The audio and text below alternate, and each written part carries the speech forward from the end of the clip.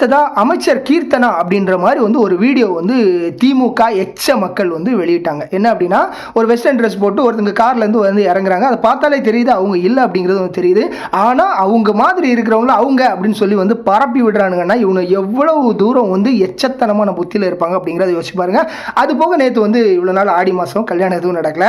நேற்று கல்யாணம் நடக்க ஆரம்பிச்ச உடனே வந்து நம்ம மக்கள்லாம் உள்ளே போக ஆரம்பிச்சாச்சு. எங்கடா மேடை கிடைக்கும் அப்படின்னு இருந்த மக்கள் கல்யாணம்னு போனவொன்னே நேர போயாச்சு. போய் வந்து அது விளங்காது, இது நடக்காது, அது இருக்காது, இது 6 மாதம் தான் வந்து நீடிக்கும், அப்படி இப்படின்னு சொல்லி வந்து கல்யாண வீட்டில் என்னென்ன பேசக்கூடாதோ அதை அவ்வளோத்தையும் பேசுகிறாங்க. அதில் வந்து ஒரு அமைச்சரில் ஒரு எம்எல்ஏ, டிஎம்கேவுடைய ஒரு எம்எல்ஏ, லாஸ்ட்டாக மீம்ஸ்லாம் வந்தார்ல, அந்த எம்எல்ஏ அவர் வந்து எச்சத்தனமான பேச்சை வந்து பேசுகிறாரு.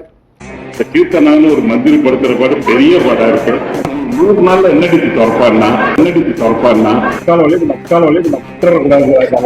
சில வார்த்தைகள் எல்லாம் கூறி அதற்கும் நான் தான் பொறுப்பேற்க வேண்டும். பரவாயில்ல, அவரை கொத்து சொல்லி பிரயோஜனம் இல்லை. அவருடைய அந்த தொகுதியில் ஓட்டு போட்ட மக்கள் யார் என்னன்னு தெரியாமல் திமுக அப்படிங்கிற ஒரு பேருக்காக ஓட்டு போட்டிங்கல்ல, எந்த லெவலில் வந்து ஒரு அமைச்சர், ஒரு பெண் அப்படிங்கிறவங்க வந்து இப்போ தான் ஒவ்வொரு துறையிலையும் வந்து வந்துட்டு இருக்கிறாங்க. இப்படி இருக்கிற சிச்சுவேஷனில் வந்து ஒரு அமைச்சர் ஆகிறதெல்லாம் வந்து கனவாக இந்த ஒரு இடத்துல இருந்த இடத்துல அதை எல்லாத்தையுமே வந்து நினைவாக்கியிருக்காரு விஜயனை. இந்த இடத்துல இந்த பொண்ணுங்களை உள்ளே வரக்கூடாது, பெண்ணுங்கன்னா இப்படி தான் இருக்கணும், அவ அப்படின்ற மாதிரி வந்து அந்த ஆள் வந்து பேசிகிட்டு இருக்கிறாரு. ஸோ இப்படி பேசுகிறவங்களெல்லாம் நீங்கள் வந்து ஓட்டு போட்டு தேர்ந்தெடுத்து வச்சுருக்கீங்க. இனிமேலாவது அந்த தொகுதி மக்கள்லாம் வந்து திருந்துங்க அப்படிங்கிற இந்த ஒரு விஷயத்த சொல்லுறேன். இந்த ஆள் பேசுனதுக்கு என்ன ரிப்ளை கொடுக்கணுமோ அதை நான் சொல்ல, கமெண்ட்டில் வந்து நீங்கள் சொல்லுங்கள். அமைச்சர் கீர்த்தனா அதுக்கும் ஒரு பதிலடி வந்து கொடுத்துருக்காங்க. என்ன அப்படின்னா, இந்த வீடியோவில் இருக்கிறது நான் சொல்லி பரப்பி விட்டுட்ருக்காங்க. ஆக்சுவலாக அது நான் இல்லை, அப்படியே நானாகவே இருந்தாலும் நான் என்ன ட்ரெஸ்ஸு போடணும் அப்படிங்கிறத இவனுங்க யார் முடிவு பண்ணுறதுக்கு அப்படிங்கிற ஒரு விஷயத்தை வந்து கேட்டிருக்காங்க. கொத்தடிமைகள்லாம் வந்து கியூவில் வாங்க, வந்து நீங்கள் என்னென்ன ட்ரெஸ்ஸு போடணுங்கிறத நீங்களே முடிவு பண்ணிக்கோங்க. அடுத்தவன் என்ன ட்ரெஸ் போடணும் முடிவு பண்ணாதீங்க. அதுபோக பெண்களுடைய பாதுகாப்பு, சபை மாண்பு அப்படின்ற மாதிரிலாம் பேசுகிற எதிர்க்கட்சி தலைவர் உதயநிதி ஸ்டாலின் அவர்கள், அவரும் பக்கத்தில் இருந்து இவர் பேச சிரித்து பார்த்துட்டு இருக்கிறாரு. மக்களே பார்த்துக்கோங்க, இதுதான் நிலவரம். அடுத்ததாக தாவேக்காவுடைய எம்எல்ஏ கனிமொழி அவர்கள் வந்து நேற்று வந்து பட்டாசாக வெடிச்சிருந்தாங்க. அவங்க சொன்ன ஒரு முக்கியமான ஒரு விஷயம் இப்போ ட்ரெண்ட் ஆகி போயிட்டுருக்கு. என்ன அப்படின்னா வந்து விஜய் வந்து நீங்கள் வந்து ஜோசியம் பார்த்து வந்து இதை பண்ணுறீங்க, ஜோசியம்னு சொல்லி வந்து விஜயனை வந்து நீங்கள் கிண்டல்லாம் பண்ணிகிட்டு இருக்கீங்க. எலெக்ஷனுக்கு முன்னாடி தாவேக்காவுடைய எம்எல்ஏ, ஸோ எம்எல்ஏல கேண்டிடேட் தான் வந்து இந்த கனிமொழி, அவங்க கிட்ட ஃபோன் பண்ணி வந்து நம்ம திமுக ஜெயிக்குமா ஜெயிக்காதா அப்படின்ற மாதிரி வந்து திமுக தரப்புல இருந்து அந்த ஹெட்டுடைய குடும்பத்திலேருந்தே வந்து கேட்டிருக்காங்க. அதுக்கான ஆடியோவும் என் கையில் இருக்குது அப்படின்ற மாதிரி வந்து அந்த அம்மா வந்து நேற்று அந்த மீட்டிங்கில் வந்து பேசியிருந்தாங்க. வீட்டில் இருந்து நம்ம யார் எதிர்க்கட்சி தலைவர் இருக்கார் இல்லைங்களா, இப்போ அவங்க வீட்டில் இருந்து கூப்பிட்டு ஜெயிப்போமா இல்லையா அப்படின்னு சொல்லிட்டு கேள்விகள் வருது.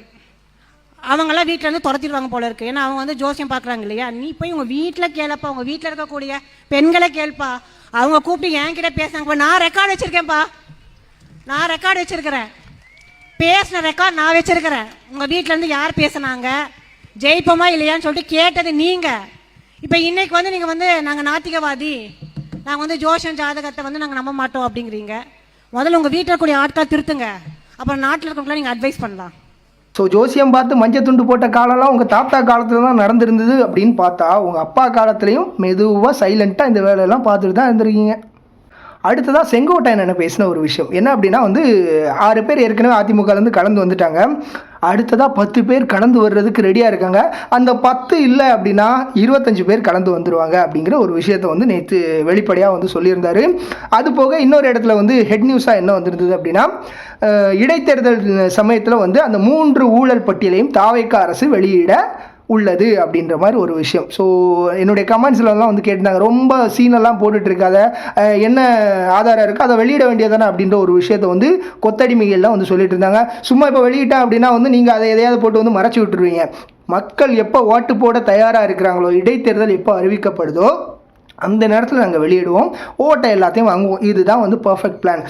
அது போக என்ன அப்படின்னா வந்து இந்த இடைத்தேர்தல் எப்போ அறிவிக்கப்படும் அப்படின்னு கேட்டிங்கன்னா, செங்கோட்டையன் சொன்னார்ல இந்த 10, 25 இதில் ஏதாச்சும் 10 கலந்து வந்தவுடனே இடைத்தேர்தல் அறிவிக்கப்படும் அப்படிங்கிற ஒரு கண்டிஷனில் தான் வந்து இப்போது போயிட்டுருக்கு அப்படிங்கிறது.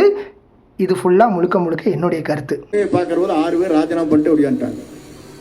தமிழக வெற்றி கழகத்தோடு நாங்கள் இணைவோம், முடிஞ்சு போச்சான். நீ 47, 6 குறைஞ்சி போச்சு, ஒன்று 10 ரெடியாக இருக்கு. இது தெரியாது, அந்த 10 வந்தால் முடிஞ்சு போச்சு. அது இல்லைன்னா 25 பேர் ஒட்டுக்கா வரக்கு ரெடி ஆயிட்டாங்க.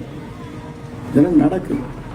காக்ரோச் ஜனதா பார்ட்டி அபிஜித் தீப்கே அவர் என்ன சொல்லியிருக்கிறாரு அப்படின்னா வந்து தமிழ்நாட்டில் உள்ள முதலமைச்சர் சிஎம் விஜய் யார் அங்கே இருக்கிற மாணவர்களை வந்து கண்ட்ரோல் பண்ணுறதுக்கு எதுக்காக அப்படின்னா நீட்டுக்காக அந்த ஒரு இஷ்யூ வந்து நடந்துட்டு இருந்தது. அப்போ வந்து காலேஜ் பசங்களாம் சிஜேபியில் போய் வந்து இந்த ஒரு விஷயத்தில் வந்து சேர்ந்துருந்தாங்க அந்த ஒரு போராட்டத்தில். அப்போ எந்த காலேஜ் என்ன ஏது அப்படிங்கிற அந்த டீட்டெயில்ஸ் வந்து கேட்டிருந்தாரு. அப்புறம் அதை வந்து கேன்சலும் பண்ணிட்டாங்க. அதெல்லாம் எப்படி கேட்கலாம் அப்படின்ற மாதிரியும் நான் வந்து தமிழ்நாட்டுக்கு வரேன் வந்து இந்த கவர்மெண்ட் ஸ்கூல்ஸ் எல்லாம் நான் வந்து விஜய் எக்ஸ்போஸ் பண்ணுறேன் அப்படிங்கிற ஒரு விஷயத்தை வந்து சொல்லியிருந்தாரு. அந்த சீனுக்கெல்லாம் இங்கே இடமே கிடையாது. நீ உன் பாட்டுக்கு வந்து உன்னுடைய வடக்கை இருக்கிறது ரொம்பவே நல்லது. வடக்கை இருக்கிற வரைக்கும் தான் உன் சிஜேபி இருக்கும். கொஞ்சம் கீழே வந்துட்ட அப்படின்னா மொத்த சிஜேபியும் காலி. உன்னால் முடிஞ்சால் வந்து பாரு. உன்னுடைய மிரட்டல் உருட்டல் இதுக்கெல்லாம் வந்து நாங்கள் ஆள் கிடையாது. கிட்டத்தட்ட 70 வருஷம் 50 வருஷம் கட்சியை வந்து ஓட விட்டுட்டு 2.5 வருஷத்தில் இந்த மனுஷன் வந்து இங்கே வந்து உட்காந்துருக்கிறாரு. அவ்வளோ மக்கள் நம்பிக்கை இருக்குது. சும்மா நார்த்தில் போய் வந்து கேட்டுப்பார் விஜய்னா யார் அப்படிங்கிறத கேட்டுப்பார், சொல்லுவாங்க.